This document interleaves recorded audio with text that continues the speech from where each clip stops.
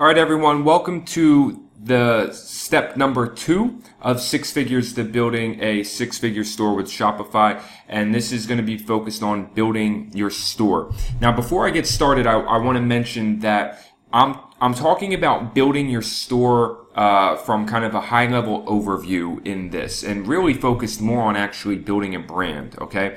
What it means to build a brand, what steps can you go through to start creating a brand.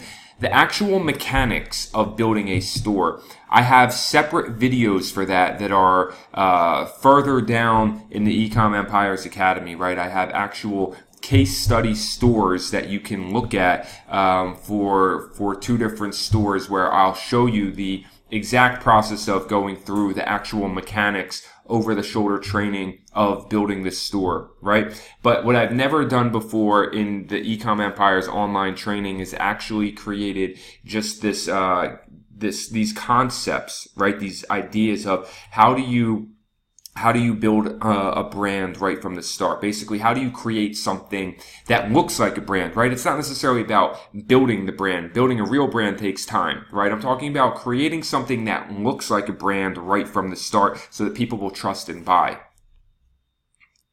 First, you need to decide on your store layout, okay? I talked about this in the introductory phase of the Ecom Empires Academy, the difference between a general store, a hybrid store, and a niche store. And it's up to you. Personally, what I believe is a great model of starting still to this day is to start with a general/hybrid store. Basically something that's a little bit more broad, right? You still want to create a good brand. This is where people get confused. General store or a hybrid store doesn't mean you don't have to create a good brand, all right? It just means you're not focused in on a specific niche. You can sell in multiple categories, okay? And that's still a great way to start so that you can test until you find a winning product. You can pick a few different categories, like say health and beauty, home goods, kitchen and appliances, right? Gadgets and tech, right? You can have a few different categories under a general brand, and then you can test until you find something that works. Once you do find something that works, I recommend moving it into its own store and building some sort of niche around it, right? Like having that main product with maybe a few related products that you can then have a much better branding experience when you do that, all right? So, as a marketer, first and foremost, because that's what you should be, a marketer, right? You're an entrepreneur, but as somebody who's trying to make money in this e-commerce world and build in this something, right? You don't start out as a CEO. I mean, yes, you do. You want to think like one and you can consider that, but you're the CEO of nothing, right? Really what you are is a marketer, okay? And you need to have good marketing to create campaigns and stores that sell and bring you cash flow, all right? So you need to anchor your store in a meaning right from the start. What do I mean by that? By meaning, I mean branding, okay? And branding is a concept that gets talked about a lot these days. There's a lot of fluff, there's a lot of this and that, and I just want to give you some really practical, straightforward guidelines on how you can go through this process to create something meaningful at your store level of branding, okay? 12 brand archetypes. I didn't make this up. This is something that is marketing 101, but amazingly, despite how timeless a principle this is for creating a brand, nobody really ever talks about this, and I don't understand why, okay? And you might be thinking, Nick, man, if I'm just starting a dropship store, like, why do I really need to go this philosophical into my... Because, look, the way that you should be thinking if you really are serious about this opportunity is you should be thinking, how can I turn this into $1 million opportunity for myself, right? And so even though you may be starting out at the very beginning phases of of just wanting to find a winning product, you should still be thinking in this mindset, because if you want to evolve and not just be a one-hit wonder, then this is the stuff for the people that evolve and have consistency and build real brands in this industry, okay? So these are the 12 brand archetypes. I'm not really going to read them all for you because this is something that's just meant to be like an introductory, so that you can understand this and kind of read it on your own and identify where you fit. Okay. Basically, each brand archetype represents a personality. All right. That's what's important here. The word archetype is just a fancy word. Personality is what really matters here in these, okay? And by matching your brand that you want to build, okay, by matching to some sort of personality, then that's going to help you identify further down the line how you start putting some of these pieces together, okay? So if we look at just some of these examples broken out, right? And I'm going to give you a very good example right from the top as we read about this, okay? You can see Dove, okay? Let's just go through a couple of examples here, right? And talk about why this is so important in selling physical products, okay? When you talk about Dove, Dove is the archetype of the innocent, right? So that's the personality. Now, how is this something that matters to a product? Okay. Well, Dove created their brand personality around this. Dove is basically just a bar of soap, right? Or that's what it used to be, bar of soap. And if you look at Dove's story, there's actually a time where Dove was really struggling. All right. They were on the verge of losing their market, right? Because there were a lot of bars of soap. As a commodity, the bar of soap is all over the place, very available. And Dove is actually charging more than most bars of soap that you can go get. So what really allowed Dove to turn around and become the multi-billion-dollar powerhouse that it is right now?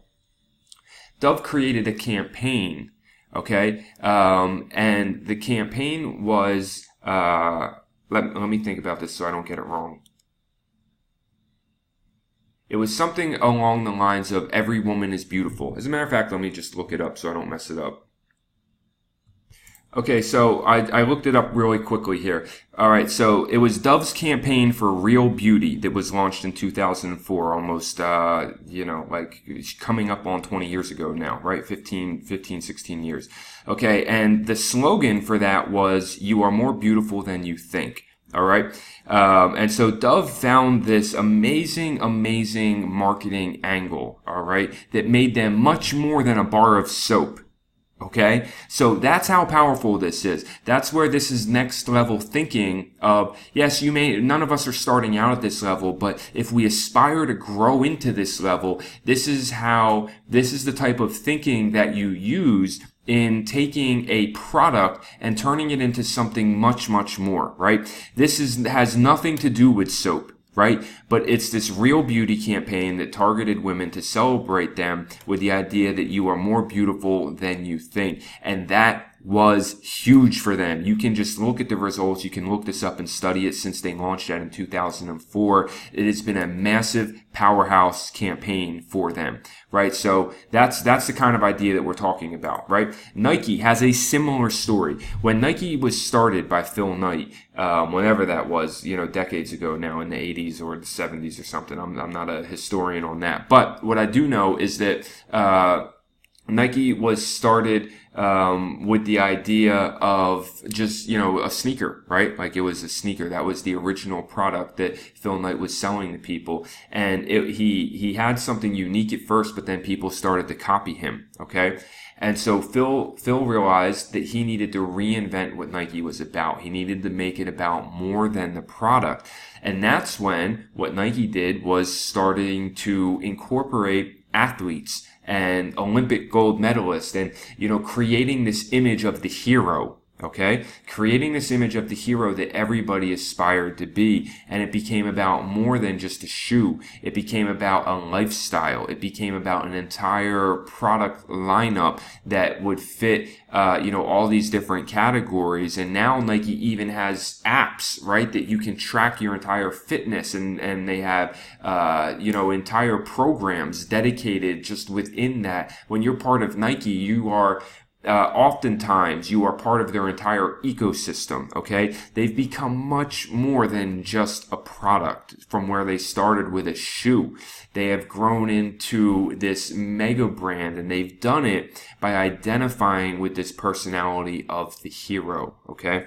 And there are multiple stories out there like that from a lot of the famous brands that we know and have heard. But that's how important this is, okay? If you are really trying to think of yourself as a marketer who can build brands and hopefully someday create something much, much more powerful than just a product, right?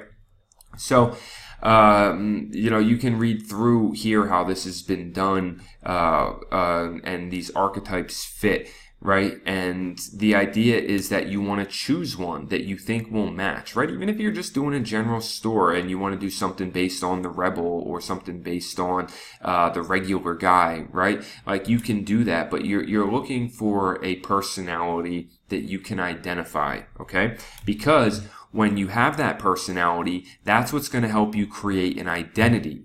All right. To be a brand, to have a brand, to look like a brand, right? Again, I'm just talking about looking like a brand because I'm not necessarily somebody who's built, a giant brand, right? I'm not claiming to, but what I do know how to do really, really well, and it's why my stores continue to work really, really well, is I know how to go through this process of making a store that I just started and built over like a 48-hour period weekend. By the end product, it looks like a real brand, right? It looks like something that people would trust and shop at, and so it can start making sales right away consistently.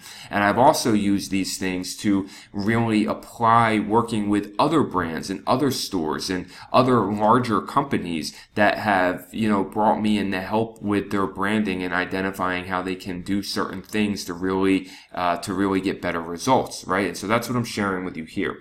The personality you pick, that archetype, becomes like the anchor, the foundation for the identity that you are going to create. Now, what is your brand identity? Your brand identity deals with all of the actual tangible aspects of your brand that you're going to be creating, or your store, right? So your logo, okay, your logo number one. And this is going to be what helps give you consistency through all of that. Understanding your consumers and who your audience is, the communication and language on your store, right? How are you writing your product descriptions? What's the general feel and the vibe of how you write things? You should be writing conversationally in the type of personality that you have, okay? The design, and we're going to look at some examples of how this can be so much different based on one or the other. The culture, eventually, this is something that will eventually, like, some of these are a little bit further into the future. Culture isn't something you really need to worry about until you're bringing on team members. Vision you should have from the start, right? It's always good to have a vision for your brand, a mission statement for your brand. And if you don't know how to create one, go look at big competitors that you admire or you think are similar to your category and look at the types of mission statements that they've created, right? You can Google it. Just Google like Nike mission statement or Zappos mission statement, or, you can Google these and get an idea of how they've crafted mission statements and how you can craft something similar, right? You don't necessarily need to put this on your store, but you could, but it's more just like these things that are part of the homework, right? It's almost like you're creating a character. Okay, and if you talk to any author, any good author that has written about their process of creating characters, there's a lot of background work that goes into creating a character, like actually thinking about writing out their life story, their quirks, their character traits, what they like, what they don't like, right? And so you're almost doing the same thing for your store, where you're going through all these pieces and really writing it all down and thinking about it to create a complete character that's going to then come to life in the form of the colors you choose and the logo you choose and the fonts that you choose and the overall design concept that you choose, right?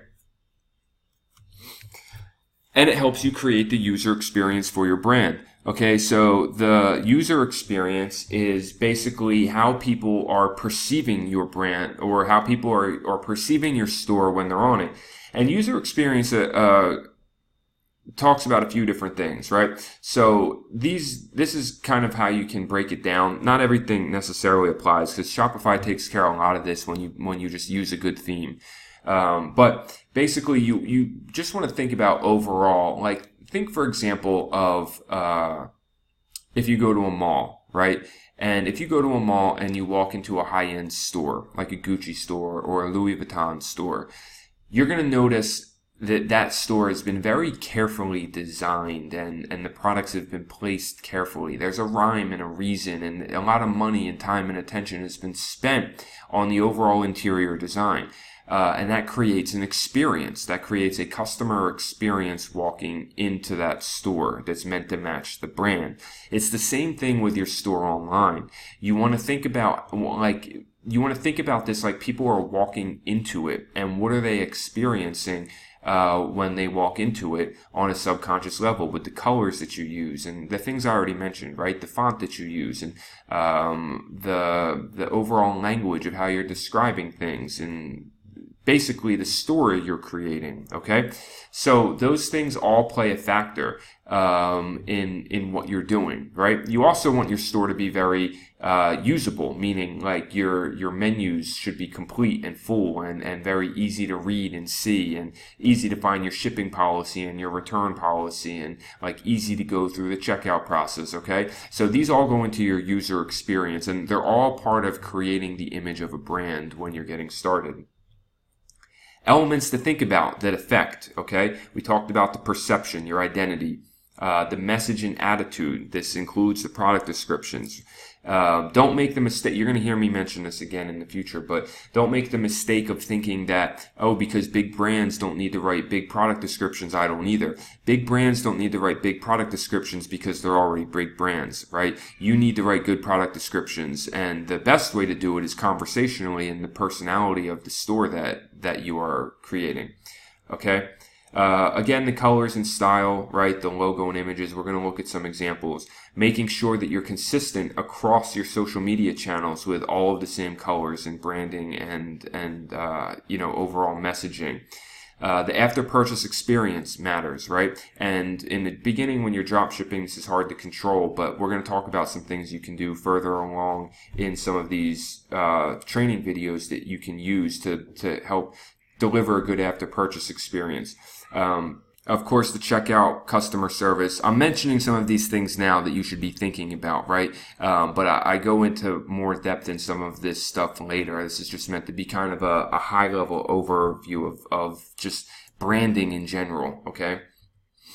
So, looking at an example number 1, okay, from a Shopify store.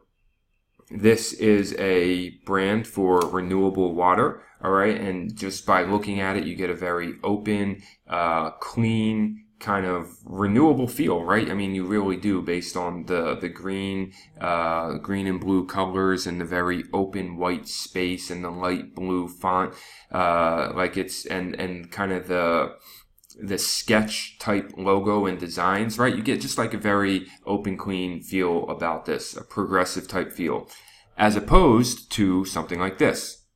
This is much more bold, much darker, in your face, big blood red letters, dark pirate background. Obviously, the brand is much different, Death Wish Coffee. The idea is in the logo and in the name. They want you to think of something strong, almost so strong it creates the image of like, is it too strong, you know?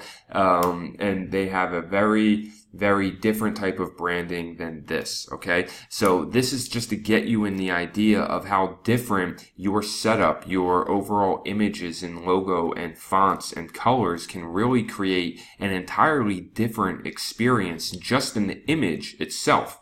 All right, here's another one for a clothing brand for basically, you know, people that are in this like I mean, it's not just for college football, but that's where it got started, right? Based on like casual clothes to wear for football days, right? That don't necessarily, that's a different for college football season than not actually just wearing game day clothes, right? And while it's an interesting kind of niche because it's a little bit obscure, college football is huge. It's a big thing in America that people love sitting down and watching college football on Saturdays. So they called it 12 Saturdays based on the amount of seasons, and then they created this whole brand around the idea of what they sell. Okay, and again, I'm just pointing out the layout, the fonts, the overall look of everything and how it's created. And then finally, this one, Pop Chart Lab. This is an example where they really used the design elements to represent the brand in a cool way, like the capital big bold print, the boxes that you see everywhere, the background that is graph paper. So you get a very distinct type of feel for this brand, even in the logo itself. Okay. If you want inspiration and ideas, Shopify does have a great blog page of Shopify stores. I believe it's been updated in 2019, but even if it hasn't been updated in a little while, these stores are still great examples, right? And not all of them are going to apply, but it's just good to come here when you're thinking about your brand and thinking about the different ways that you can build a brand and make it look, how some of these stores are using images and fonts and logos and their overall layout and setup, right? Like there's a difference in the menu and this is just from desktop, right? Of course, you want to look at these on mobile too, but you want to just get an idea of different stuff that's out there, right? Like this is Clever, Uppercase Magazine, and the way that they've chosen their fonts and their overall look, okay? We'll talk about this a little bit more when we get to the creating offers stage, right? But this is something that is, I'm not going to go through it all. You can just come here and look, right? Tip, okay, just a general tip for this. For general niche stores, I recommend the turbo theme or the booster theme. They're both good. Now, I recommend like customizing them a little bit, not just using them straight out the box as they are, making them look different and unique. But the reason these are both great themes is because they come with so many built-in options that are fantastic and make it very easy to build a professional looking store quickly. For a one product store, I recommend the debut theme. And debut theme is actually great for a print on demand store as well, just like a very simple store. Debut is the one that I use in my case study print on demand store, right? And then you can customize it, okay? Creating a story for your brand. All right, this is just some general guidelines when you're trying to think of like how to frame your story, your about page, and kind of like what is the purpose of your store. Again, you might be thinking, man, I'm just starting a dropship store. Why does this matter? Obviously, if you're starting a brand, you know why this matters. But even if you're just starting a dropship store, you should go through this exercise because it gives your store more meaning.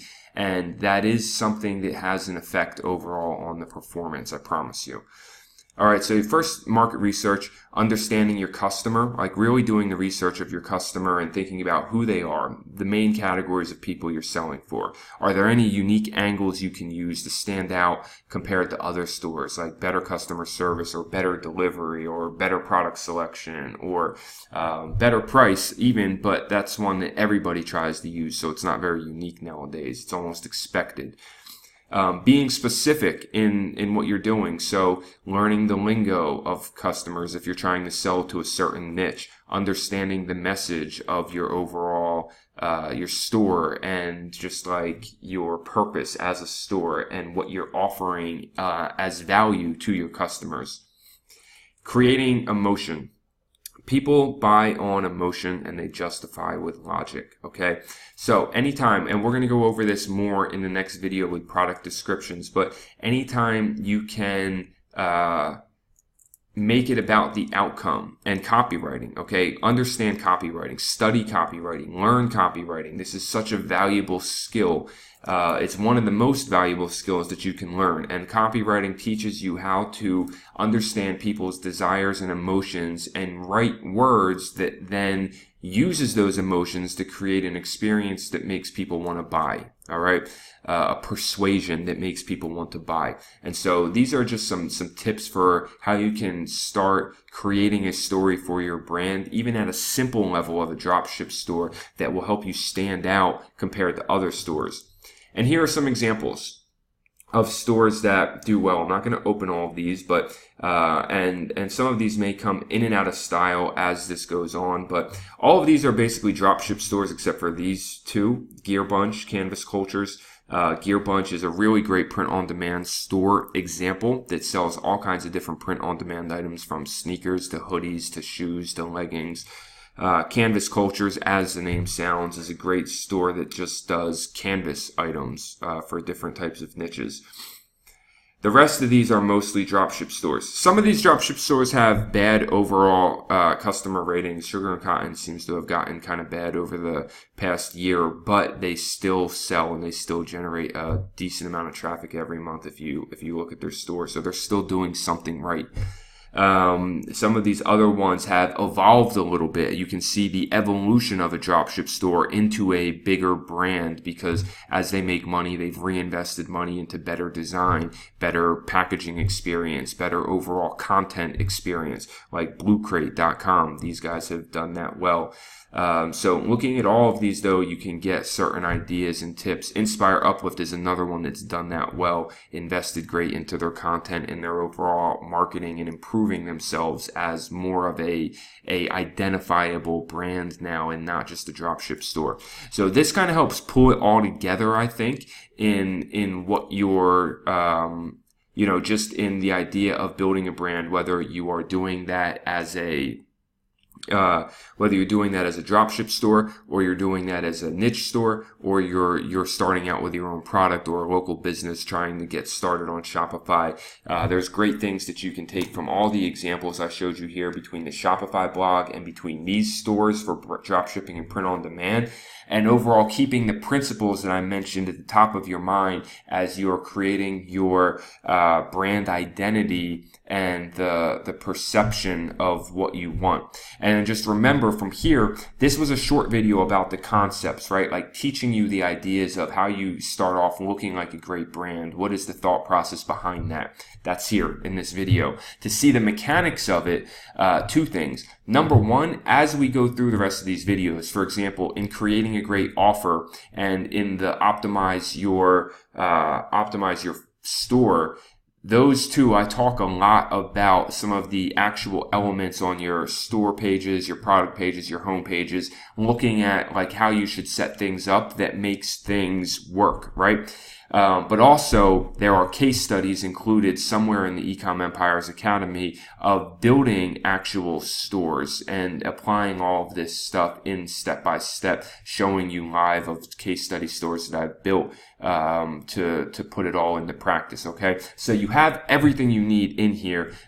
This video was just meant to be like the thought process and the examples and the understanding of how and why this all works to build something that looks like a 6 or 7 figure brand right from the start.